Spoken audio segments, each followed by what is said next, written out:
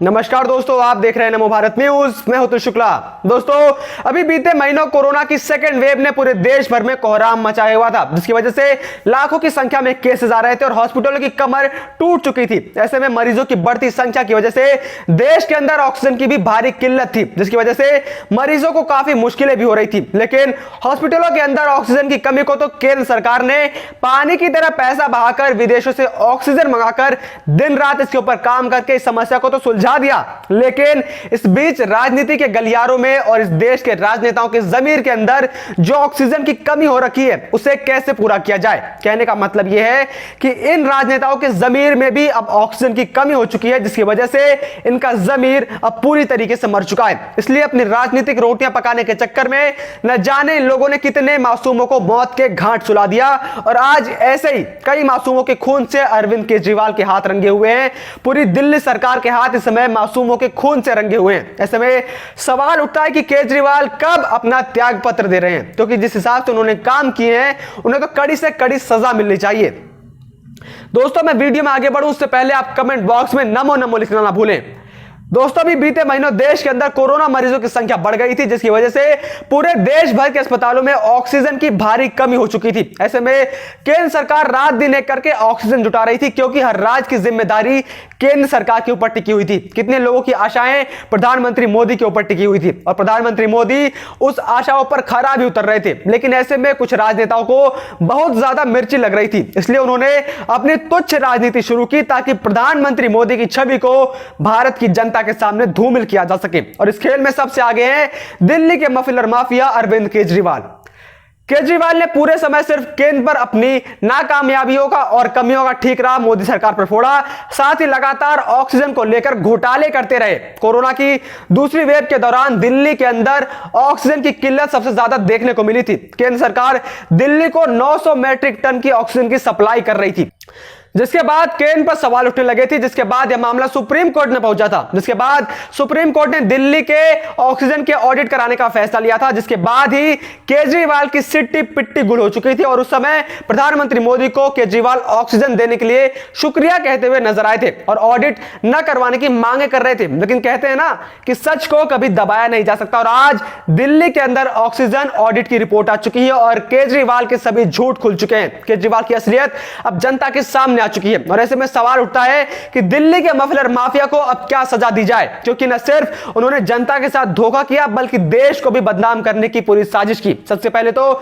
दिल्ली में कमी ऑक्सीजन की हुई ही क्यों? क्योंकि दिल्ली में ऑक्सीजन प्लांट नहीं है। इसके ऊपर कोई कार्य क्यों नहीं किया गया? क्या केंद्र ने इसको लेकर कोई कदम नहीं उठाए थे? नहीं, केंद्र ने कोरोना से पहले ही दिल्ली के केजरीवाल को 8 ऑक्सीजन प्लांट लगवाने के लिए पीएम केयर फंड से फंड मुहैया करवाया था। फिर प्लांट क्यों नहीं लगाए गए? क्योंकि केजरीवाल ने जनता के उस पैसे को अपने प्रचार प्रसार में उड़ा दिया। पहला घोटाला यह था, जिसकी वजह से दिल्ली की आम जनता को ऑक्सीजन की कमी जूझनी पड़ी और कई लोगों ने अपनी जान गंवा दी। अब ऐसे में जो लोग उस ऑक्सीजन की कमी की वजह से अपनी जान गंवाई, उसके खून का इल्जाम किसके ऊपर लगना चाहिए? इन सब के जिम्मेदार दिल्ली के मफलर माफिया केजरीवाल हैं, जिन्होंने अपनी कुर्सी को इस समय जनता की खून से रंगा हुआ है। अब इसके बाद आते हैं केजरीवाल के दूसरे ऑक्सीजन घोटाले पर। 14 मई को ऑक्सीजन को लेकर पीईएसओ की एक रिपोर्ट आई थी, जिसके मुताबिक दिल्ली में ऑक्सीजन की एक्सेस सप्लाई की जा रही थी, लेकिन दिल्ली उसे स्टोर नहीं कर पा रही थी।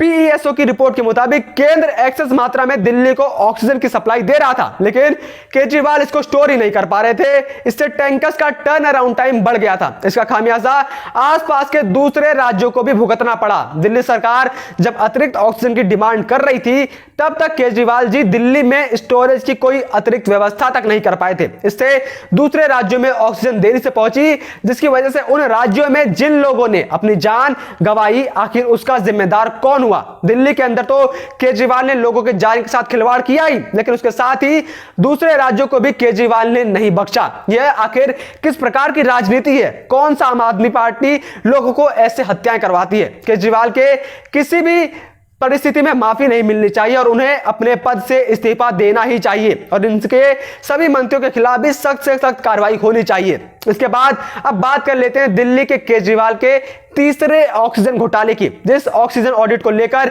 अरविंद केजरीवाल मना कर रहे थे, उससे डर कर भाग रहे थे, उससे बचने के प्रयास कर रहे थे, अब उस ऑडिट की रिपोर्ट सामने आ चुकी है और अब इसकी रिपोर्ट देखकर यह समझ आ रहा है कि आखिर वो लगातार ऑडिट को मना क्यों कर रहे थे। दरअसल सुप्रीम कोर्ट द्वारा गठित ऑक्सीजन ऑडिट टीम की रिपोर्ट में दिल्ली को लेकर चौंकाने वाले खुलासे आए हैं। ऑक्सीजन ऑडिट टीम ने कोविड-19 की दूसरी लहर के दौरान 25 अप्रैल से 10 मई के बीच दिल्ली में ऑक्सीजन की आवश्यकता को 4 गुना से अधिक बढ़ाने के लिए दिल्ली सरकार को कटघरे में खड़ा कर दिया है। रिपोर्ट में दावा किया गया है कि दिल्ली सरकार ने उस वक्त जरूरत से 4 गुना ज्यादा ऑक्सीजन की मांग कर दी जब कोरोना की दूसरी लहर की पीक के कारण देश भर में ऑक्सीजन संकट पैदा हो गया था। ऑडिट टीम ने रिपोर्ट में ऐसे सबूत पेश किए हैं जिन पर सफाई दे पाना केजरीवाल सरकार के लिए टेढ़ी खीर साबित होगी। ऑडिट के लिए गठित इस टीम ने सुप्रीम कोर्ट को सौंपी अपनी रिपोर्ट में साफ कहा है कि दिल्ली सरकार के मुताबिक 183 अस्पतालों को 1140 मैट्रिक टन ऑक्सीजन की जरूरत पड़ी थी, जबकि इन्हीं अस्पतालों ने बताया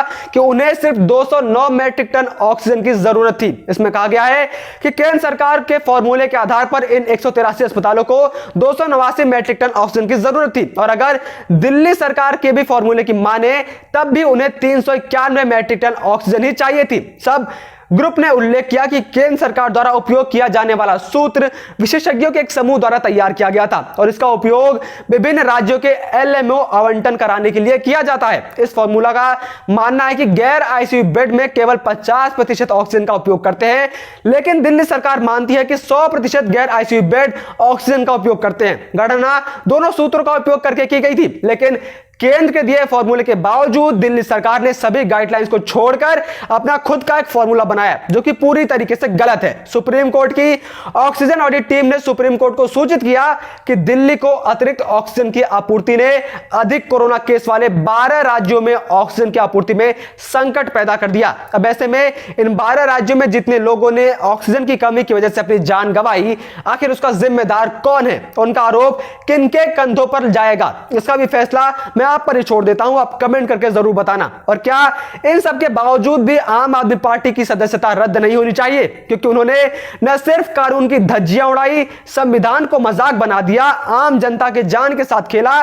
कितने मासूम जिन्होंने अपनी जान गंवाई, वो एक हत्या है जिसके जिम्मेदार दिल्ली के मफलर माफिया केजरीवाल है। इसके लिए उन्हें सख्त से सख्त सजा मिलनी ही चाहिए। वहीं इन सब के बावजूद दिल्ली सरकार अभी भी अपनी गलती मानने को राजी नहीं है और वो वापस से अपने आरोपों का केंद्र पर मरती हुई नजर आ रही है। दिल्ली के उप मुख्यमंत्री अब अपना डैमेज कंट्रोल करते हुए नजर आ रहे हैं। मनीष सिसोदिया ने कहा कि ऐसे कोई रिपोर्ट मौजूद ही नहीं है। उन्होंने कहा यह रिपोर्ट अपने मन से बीजेपी हेडक्वार्टर में बनाई गई है। चलिए एक पल को मान लेते हैं कि ऐसी कोई रिपोर्ट मौजूद नहीं है, यह सब बीजेपी अपने मन से बोल रही थी। तो मनीष सिसोदिया को याद दिला दूं कि 6 मई को केजरीवाल प्रेस कॉन्फ्रेंस करके 7 मैट्रिक टन ऑक्सीजन की मांग करते हैं। उसके कुछ घंटों बाद ही राघव चड्ढा कहते हैं कि उन्हें 976 मैट्रिक टन ऑक्सीजन चाहिए। एक ही दिन में दो अलग अलग आंकड़े बताए गए। ये कहीं ना कहीं एक साजिश के तहत ही किया गया है और अब रिपोर्ट आने के बाद इनका भांडा फूट चुका है। लेकिन ये लोग अब भी अपनी गलती मानने को तैयार नहीं है। इनके इस घोटाले और राजनीति के चक्कर में न जाने कितने मासूमों ने अपनी जान गंवा दी, जिनके खून से नेताओं के हाथ आज रंगे हुए हैं। ऐसे में सवाल उठता है कि अब केजरीवाल अपना इस्तीफा कब देंगे? क्योंकि ऐसे जघन्य अपराध के लिए तो उन्हें माफी भी नहीं मिलनी चाहिए। लेकिन वहीं इनके नेता यहां पर भी अपने आरोपों को केंद्र पर मढ़ रहे हैं। आखिर कोई इतना नीचे कैसे गिर सकता है? जय हिंद, जय भारत। वीडियो को लाइक, सब्सक्राइब और शेयर करना ना भूलें। अपने विचारों को कमेंट बॉक्स में लिखकर हम तक जरूर पहुंचाइए।